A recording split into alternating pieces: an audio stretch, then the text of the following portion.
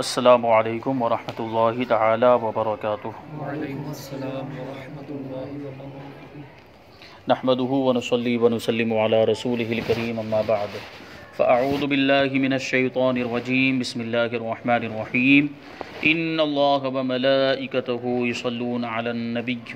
یا ایھا الذین آمنوا صلوا علیہ وسلموا تسلیما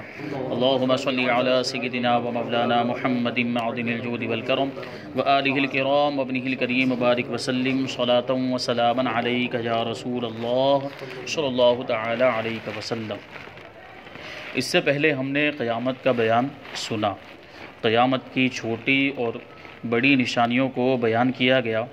اور آخر میں یہ بیان کیا گیا تھا کہ حضرت اسرافیل علیہ السلام پہلی مرتبہ سور پھونکیں گے تو جو بھی زمین پر موجود ہوں گے سب مر جائیں گے، فنا ہو جائیں گے، یہاں تک کہ حضرت اسرافیل علیہ السلام خود بھی، اور جو سور ہوگا وہ بھی فنا ہو جائے گا۔ پھر اللہ تبارک و تعالیٰ اپنی قدرت سے حضرت اسرافیل علیہ السلام کو دوبارہ پیدا فرمائے گا، سور کو بھی دوبارہ پیدا فرمائے گا، اور انہیں دوبارہ سور پھونکنے کا حکم دے گا۔ حضرت اسرافیل علیہ السلام دوبارہ سور پھونکیں گے تو سب دوبارہ قبروں سے زندہ ہو کر نکلیں گے۔ سب سے پہلے کون اپنی قبر سے نکلیں گے؟ اللہ کے رسول صلی اللہ علیہ وسلم اپنی قبر مبارک سے سب سے پہلے برآمد ہوں گے۔ ایک ہاتھ میں حضرت ابوبکر صدیق کا ہاتھ ہوگا یعنی داہنے ہاتھ میں، اور دوسرے ہاتھ میں بائیں ہاتھ میں حضرت فاروق اعظم کا ہاتھ ہوگا۔ پھر مدینہ منورہ اور مکہ معظمہ میں جتنے بھی مسلمان دفن ہیں وہاں کے قبرستانوں میں سب کو لے کر میدان محشر میں تشریف لائیں گے۔ تو میدان محشر کا ذکر آیا تھا، تو اسی وجہ سے اسی مناسبت سے اب حشر کا بیان، میدان حشر اور حشر کسے کہتے ہیں اور میدان محشر کہاں قائم ہوگا، وہاں پر کیا ہوگا، ان ساری چیزوں کا بیان۔ جو شخص حشر یعنی قیامت کا انکار کرے اس کا کیا حکم ہے؟ تو قیامت بے شک قائم ہوگی اور اس کا انکار کرنے والا کافر ہے، کیونکہ قرآن و حدیث سے ثابت ہے قیامت کا آنا اور قیامت کا قائم ہونا، حشر کے میدان میں لوگوں کا جمع ہونا، یہ سب چیزیں قرآن مجید کے اندر بھی بیان کی گئی اور احادیث کے اندر بھی بیان کی گئی۔ تو جو قیامت کا انکار کر دے یا جو حشر کا انکار کر دے تو وہ گویا کہ قرآن کا انکار کرتا ہے، حدیث کا انکار کرتا ہے۔ جو قرآن کا انکار کرے وہ شخص کافر ہو جاتا ہے۔ حشر صرف روح کا ہوگا یا روح اور جسم دونوں کا ہوگا؟ کیا یہ جو میدان محشر کے اندر جو سب لوگ جمع ہوں گے تو کیا خالی روحیں جمع ہوگی یا جسم بھی؟ تو ہم نے پہلے پڑھا کہ قبروں سے جب زندہ ہو کر اٹھیں گے تو وہ جسم کے ساتھ اٹھیں گے۔ جو اجزاء اصلیہ جو جسم کے ہوتے ہیں وہ باقی رہتے ہیں، وہ کبھی فنا نہیں ہوتے ہیں، تو انہی اجزاء اصلیہ پر پورا جسم پہلے جیسا بنا دیا جائے گا، اور پھر وہ جسم کے ساتھ قبروں سے اٹھیں گے اور میدان محشر میں سب جمع ہو جائیں گے۔ تو حشر صرف روح کا نہیں بلکہ روح جسم دونوں کا ہوگا۔ جو کہے کہ صرف روحیں اٹھیں گی جسم زندہ نہ ہوں گے تو وہ بھی کافر ہے، کیونکہ یہ چیزیں بھی قرآن و حدیث سے ثابت ہیں۔ قیامت کے دن لوگ اپنی قبروں سے کیسے اٹھیں گے، اس کی کیفیت کیا ہوگی؟ تو بیان کرتے ہیں کہ قیامت کے دن لوگ اپنی اپنی قبروں سے ننگے بدن، ننگے پاؤں، نا ختنہ شدہ اٹھیں گے۔ ننگے بدن ہوں گے، بدن پر کوئی کپڑا نہیں، جیسے انسان پیدا ہوتا ہے بالکل ویسی ہی کیفیت کہ ننگے بدن ہوں گے، ننگے پاؤں ہوں گے، پاؤں میں جوتے چپل کچھ بھی نہیں ہوگا، اور نا ختنہ شدہ کہ ختنہ بھی نہیں، کہ انسان پیدا ہوتا ہے تو ختنہ نہیں ہوا ہوتا ہے، تو ویسی ہی کیفیت میں وہ حشر کے میدان کے اندر بھی اٹھیں گے، وہاں قبروں میں سے اٹھیں گے، یہ کیفیت ہوگی۔ اور کوئی پیدل ہوگا، کوئی سوار ہوگا۔ پیدل مطلب جو سواری کے بغیر جو لوگ چلتے ہیں ان کو پیدل کہتے ہیں، اور کوئی سوار ہوگا، اور ان میں سے بعض تنہا سوار ہوں گے، تو کسی سواری پر 2، کسی سواری پر 3، کسی پر 4، تو کسی پر 10 لوگ ہوں گے۔ سوار لوگوں کی کیفیت الگ ہوگی، پیدل جو چل رہے ہیں ان کا تو معاملہ الگ ہے۔ جو سوار ہوں گے تو کسی سواری پر ایک ہی آدمی سوار ہوگا، مثال کے طور پر گھوڑا ہے تو گھوڑے کے اوپر ایک ہی آدمی سوار ہوگا، اور بعض سواریاں ایسی ہوگی کہ 2 لوگ ہوں گے، کسی پر 3 ہوں گے، کسی پر 4 اور کسی پر 10 ہوں گے، یعنی یہ بھی مرتبے کے اعتبار سے ہوگا، جس کا جیسا مرتبہ اس کو ویسی سواری دی جائے گی۔ اور کافر منہ کے بل چلتا ہوا میدان حشر میں آئے گا،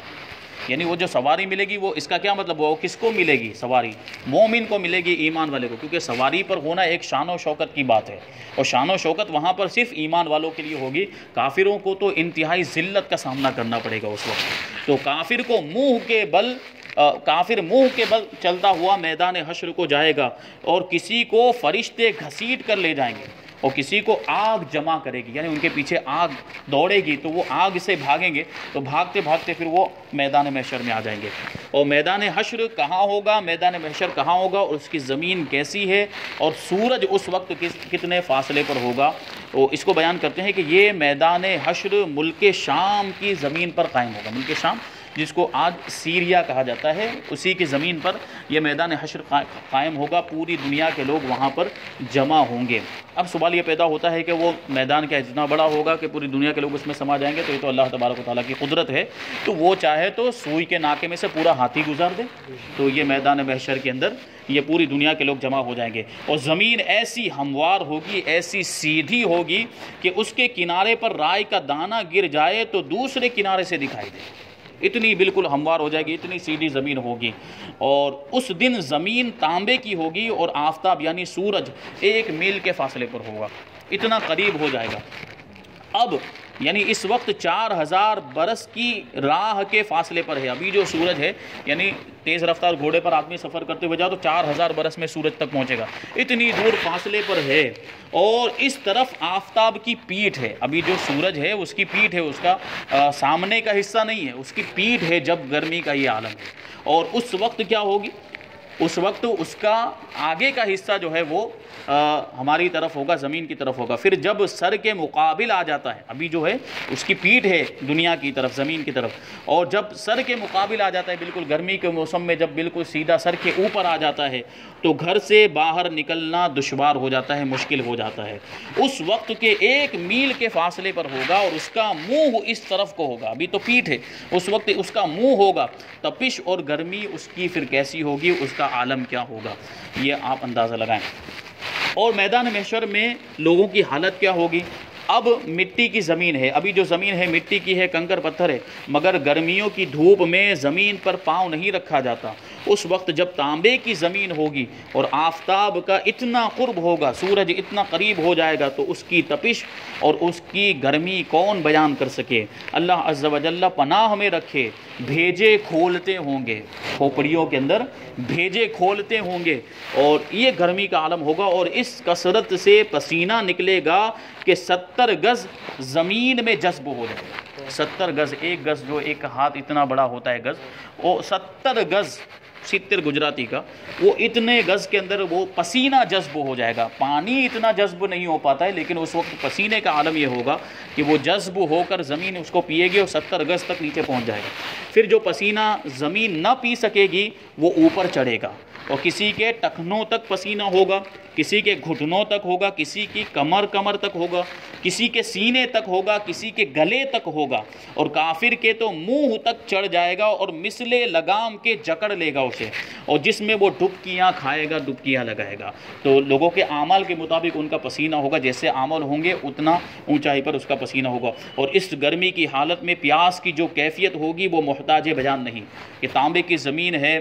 سورج 1 میل کے فاصلے پر آ گیا، گرمی کا یہ عالم ہے، پسینہ ہے، تو پیاس کیسی لگے گی؟ اب اس کو بیان کرنا جو ہے کہ اس کی ضرورت نہیں کہ کیسی پیاس، بڑی شدت کی پیاس لگے گی، زبانیں سوکھ کر کانٹا ہو جائیں گی، بعضوں کی زبانیں منہ سے باہر نکل آئیں گی، اور دل ابل کر گلے کو آ جائیں گے، دل ابل کر گلے تک پہنچ جائیں گے، اور ہر مبتلا بقدر گناہ تکلیف میں مبتلا کیا جائے گا۔ ہر جو یہ اس سارے معاملات کے اندر میدان محشر کے اندر جس کے جیسے گناہ ہوں گے ایسی تکلیفیں اس کو پہنچائی جائیں گی۔ اور جس نے چاندی سونے کی زکوٰۃ نہ دی ہوگی اس مال کو خوب گرم کر کے اس کی کروٹ اور پیشانی اور پیٹھ پر داغ کریں گے۔ پرانے زمانے میں جو ہوتا تھا نا کہ زخم لگ جاتا تھا تو زخم کو داغا جاتا تھا، کیا کرتے تھے؟ لوہا گرم کر کے یا کوئی دوسرا میٹل، کوئی دھات کی اور کوئی دوسری چیز گرم کر کے اس زخم کے اوپر لگاتے تھے، جس کی وجہ سے وہ زخم جلدی بھر جاتا تھا۔ تو قیامت کے دن جو لوگ زکوٰۃ ادا نہیں کرتے ہیں سونے چاندی کی، تو یہ جو سونا چاندی ہے اس کو جہنم کی آگ میں گرم کیا جائے گا، اور پھر ان کے جسموں پر، ان کی کروٹوں پر، ان کی پیشانی پر اور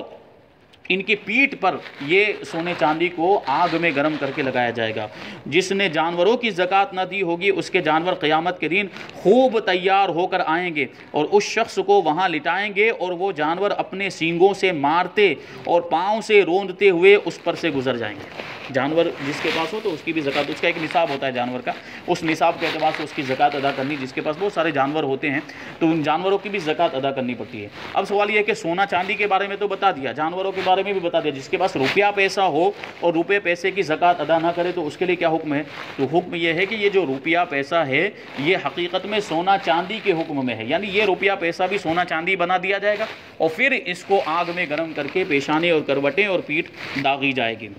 جب سب اسی طرح گزر جائیں گے پھر ادھر سے واپس آ کر یوں ہی اس پر سے وہ جانور گزریں گے، جو جانور کے بارے میں بتایا کہ جب سارے جانور جو جن جانوروں کی زکوٰۃ ادا نہیں کی ہوگی وہ جس نے زکوٰۃ ادا نہیں کی اس کے اوپر سے یہ گزر کے جائیں گے۔ اور پھر ایسا نہیں دنیا کے اعتبار سے، دنیا میں بعض جانور پتلے دبلے ہوں گے، بعض درمیانی ہوں گے اور بعض موٹے ہوں گے، لیکن وہاں کیا ہوگا کہ جانوروں کو خوب تیار کر دیا جائے گا، خوب موٹے ہو جائیں گے، خوب وزنی ہو جائیں گے، اس کے بعد وہ جو ہے کہ زکوٰۃ نہ ادا کرنے والے کے اوپر سے گزریں گے، ایک طرف سے گزر جائیں گے تو دوبارہ پلٹ کے آئیں گے اور پھر اس کے اوپر سے گزریں گے، یہی معاملہ ہوتا رہے گا، اسی طرح کرتے رہیں گے یہاں تک کہ لوگوں کا حساب ختم ہو جائے گا۔ جب تک پورا حساب کتاب وہ نہیں ہو جاتا، سب کا دوسرے لوگوں کا جو حضرت آدم علیہ السلام سے لے کر اس وقت تک جتنے بھی لوگ ہوں گے سب کا حساب و کتاب جب تک ختم نہیں ہو جاتا ہے وہاں تک ان کے ساتھ یہی معاملہ ہوتا رہے گا۔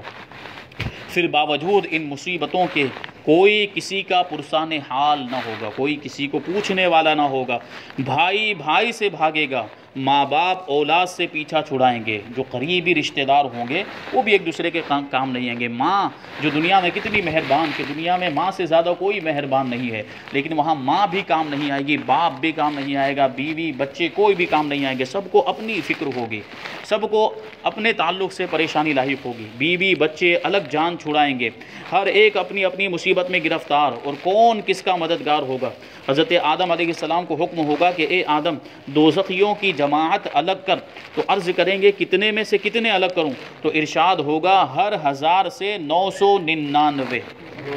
یعنی صرف ایک جنتی باقی سارے دوزخی۔ یہ معاملہ ہوگا، یہ وہ وقت ہوگا کہ بچے مارے غم کے بوڑھے ہو جائیں گے، اس دن کے خوف کی وجہ سے بچے بوڑھے ہو جائیں گے، یعنی حقیقت میں ان کی عمر نہیں بڑھ جائے گی لیکن وہ بوڑھوں کی طرح کمزور ہو جائیں گے، بوڑھوں کی طرح ان کے بال پک جائیں گے، یہ کیفیت ہوگی۔ اور حمل والی کا حمل ساقط ہو جائے گا، اگر کوئی حاملہ عورت ہوگی تو اس دن کے خوف کی وجہ سے اس کا حمل بھی گر جائے گا۔ لوگ ایسے دکھائی دیں گے کہ نشے میں ہیں، حالانکہ وہ نشے میں نہ ہوں گے، لیکن اللہ تعالیٰ کا عذاب بہت سخت ہے۔ غرض کس کس مصیبت کا بیان کیا جائے، ایک ہو، دو ہوں، 100 ہوں، 1000 ہوں تو کوئی بیان بھی کرے، 1000 ہاں مصیبتیں، اور وہ بھی ایسی شدید ایسی سخت کہ اللہ کی پناہ۔ اور یہ سب تکلیفیں 2-4 گھنٹے، 2-4 دن، 2-4 مہینے کی نہیں، بلکہ قیامت کا دن 50,000 برس کا ایک دن ہوگا۔ اور یہ تکلیفیں وہ 50,000 ایک ہی دن ہوگا لیکن وہ 50,000 برس کے برابر ہوگا، اور اتنی لمبی تکلیفیں ان کو دی جائیں گی اور وہ اسی میں مبتلا رہیں گے۔ اور پھر ان مصیبتوں سے نجات کیسے ملے گی؟ اس سے پہلے ہم نے اللہ کے رسول صلی اللہ علیہ وسلم کے بارے میں سنا تھا کہ آپ کو شفاعت کبریٰ کا مرتبہ عطا فرمایا جائے گا۔ تو یہ جو ساری مصیبتیں میدان محشر کی جو مصیبتیں، اس میں تو سبھی مبتلا ہوں گے، مومن بھی جو گنہگار ہوں گے مبتلا ہوں گے اور کافر بھی مبتلا ہوں گے۔ تو ان مصیبتوں سے نجات کیسے ملے گی؟ تو قیامت کا دن آدھے کے قریب گزر چکا ہوگا،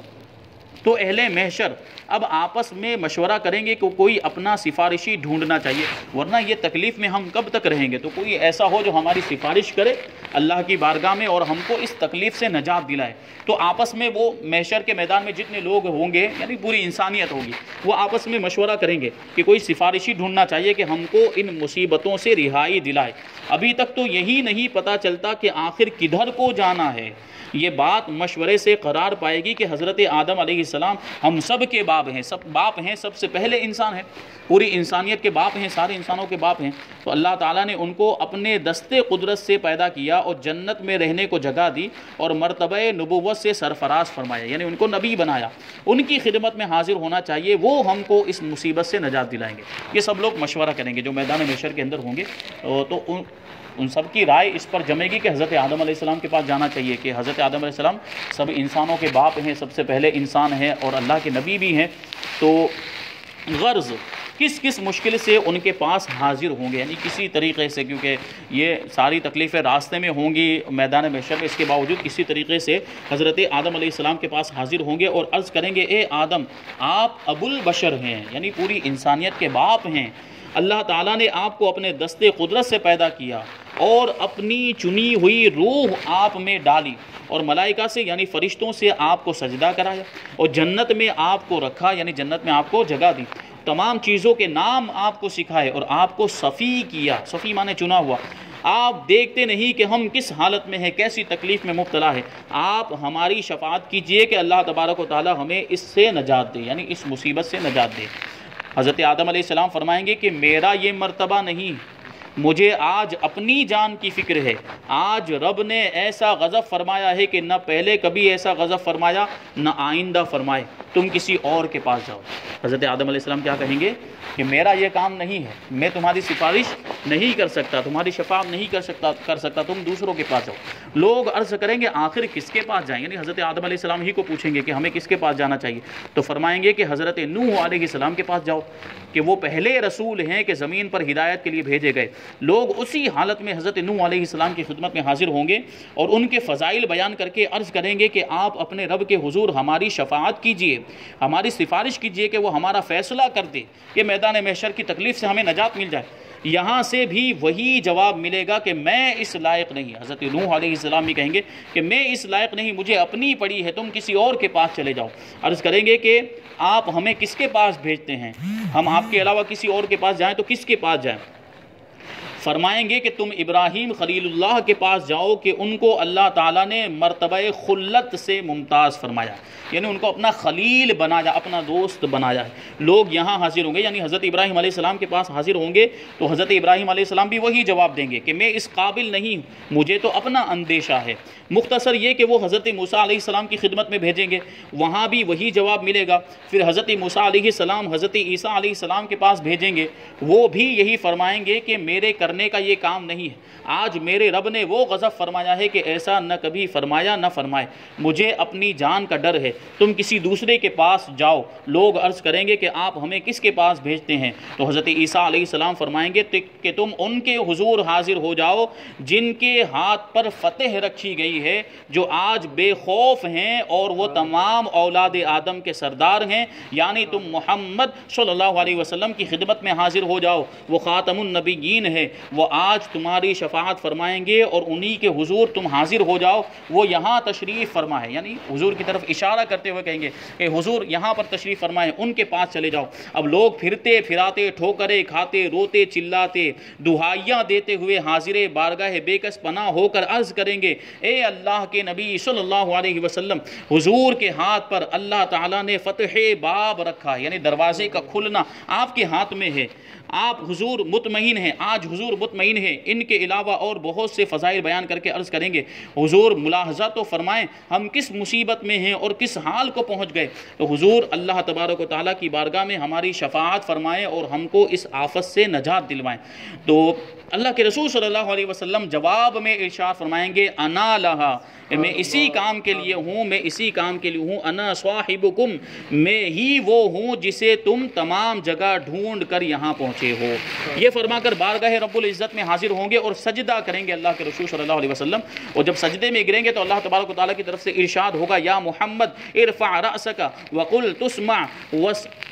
وصل تعطا وشفع تشفع، اے محمد اپنا سر اٹھاؤ اور کہو تمہاری بات سنی جائے گی، اور مانگو جو کچھ تم مانگو گے وہ تمہیں دیا جائے گا، اور شفاعت کرو تمہاری شفاعت قبول کی جائے گی۔ پھر تو شفاعت کا سلسلہ شروع ہو جائے گا، حضور شفاعت کا دروازہ کھولیں گے، یہاں تک کہ جس کے دل میں رائے کے دانے سے کم بھی ایمان ہوگا اس کے لیے بھی شفاعت فرما کر اسے جہنم سے نکالیں گے، یہاں تک کہ جو سچے دل سے مسلمان ہوا اگرچہ اس کے پاس کوئی نیک عمل نہیں اسے بھی دوزخ سے نکالیں گے۔ اب تمام انبیاء اپنی امت کی شفاعت فرمائیں گے، اولیاء کرام، شہداء، علماء، حفاظ، حجاج، بلکہ ہر وہ شخص جس کو کوئی منصب دینی عنایت ہوا، جو دینی منصب پر، دینی عہدے پر فائز تھا، وہ بھی اپنے اپنے متعلقین کی شفاعت کرے گا۔ نابالغ بچے جو بچپنے میں مر گئے ہوں گے اپنے ماں باپ کی شفاعت کریں گے، یہاں تک کہ عالموں کے پاس کچھ لوگ آ کر عرض کریں گے کہ ہم نے آپ کے وضو کے لیے فلاں وقت میں پانی بھر دیا تھا، پانی کا انتظام کر دیا تھا۔ وہ کوئی کہے گا کہ میں نے آپ کے استنجے کے لیے ڈھیلا لا کر دیا تھا، تو علماء ان کی بھی شفاعت کریں گے۔ تو یہ شان ہوگی، شفاعت کا دروازہ سب سے پہلے اللہ کے رسول صلی اللہ علیہ وسلم کھولیں گے، اور اس کے بعد حضور صلی اللہ علیہ وسلم کے صدقہ و طفیل تمام انبیاء کرام کو بھی شفاعت کی اجازت ملے گی، تو وہ بھی اپنی امت کی شفاعت کریں گے۔ اس کے بعد اولیاء کرام بھی شفاعت کریں گے، شہداء کرام جو اللہ کی راہ میں جنگ کرتے ہوئے شہید ہو گئے ہوں گے ان کو بھی شفاعت کی اجازت ملے گی، اور جو عالم دین ہوں گے، جو عالم با عمل ہوں گے، جنہوں نے دین کا علم حاصل کیا اور پھر اس پر عمل کیا، لوگوں کو سکھایا، وہ بھی اس دن شفاعت کریں گے۔ اور حفاظ کرام بھی جو حافظ قرآن ہوں گے، اور یہاں پر بھی حافظ قرآن کا یہی مطلب ہے کہ جنہوں نے قرآن کو یاد کیا اور پھر قرآن پر عمل کیا ہو۔ آج کے زمانے میں یہ ہوتا ہے کہ صرف حافظ بنا لیتے ہیں اور سمجھتے ہیں کہ بہت بڑا کام کر لیا، تو صرف حافظ بن جانا کافی نہیں، بلکہ قرآن کے اندر کیا ہے اس کو سمجھنا بھی ضروری ہے اور قرآن پر عمل کرنا بھی ضروری ہے۔ تو جو قرآن کو یاد کر کے اس پر عمل کرے گا اس کو شفاعت کا اختیار دیا جائے گا۔ اور حجاج کرام یعنی حاجی لوگ جنہوں نے حج کیا ہوگا اور پھر حج کے بعد آنے کے بعد کوئی جو ہے کہ گناہ کے کام نہیں کیے ہوں گے، تو ان کو بھی اللہ تبارک و تعالیٰ کی بارگاہ سے شفاعت کرنے کی اجازت ملے گی۔ یہاں تک کہ جو بچے نابالغ، جو نابالغی کے عالم میں مر جاتے ہیں، وہ بھی اپنے ماں باپ کی شفاعت کریں گے۔ اور وہ بچہ جو کچا پیٹ میں ہی مر جاتا ہے، کبھی ایسا بھی ہوتا ہے کہ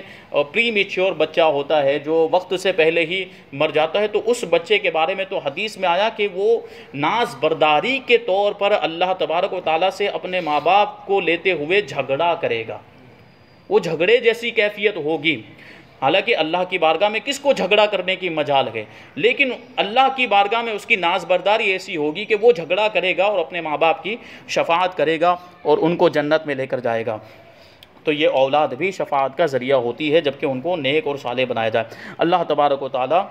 ہم سب کو عمل کی توفیق عطا فرمائے اور قیامت کی ہولناکیوں سے، میدان محشر کی گرمی سے ہم کو محفوظ فرمائے اور دامن محبوب کی ٹھنڈی ہوائیں ہمیں عطا فرمائے۔ وما علینا الا البلاغ۔ السلام علیکم۔